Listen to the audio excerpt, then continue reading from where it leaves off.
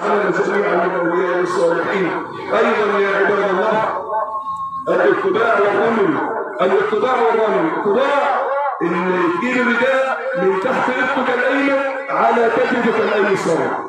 لماذا؟ وترمل الرمل الإسراع في الأشواط الثلاث الأول. لماذا؟ النبي صلى الله عليه وسلم بيأمر الصحابة بذلك ليه؟ عشان الصحابة يوروا المشركين العضلات والقوة، عضلات الصحابة والقوة، ويجوا يمشوا بسرعة دون الجري، الإسراع المشي دون الجري اللي هو الرمل في الأشواط الثلاث الأول. ليه؟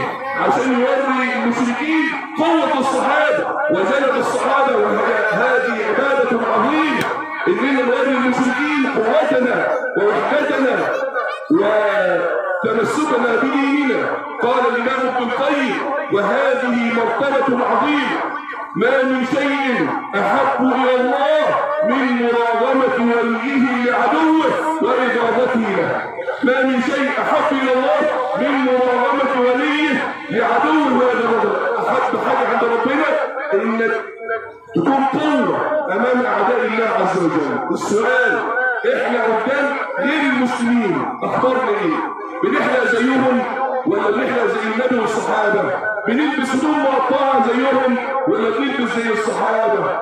بنلبس واخد بالك ونمشي لابسين شراط والبنات تلبس ملابس ضيقة. أتذكر عندما أم فاطمة بنت رسول الله عندما شعرت بدنو الأجل أوصت أن الذي يغسلها زوجها حتى لا تنكشف على أحد.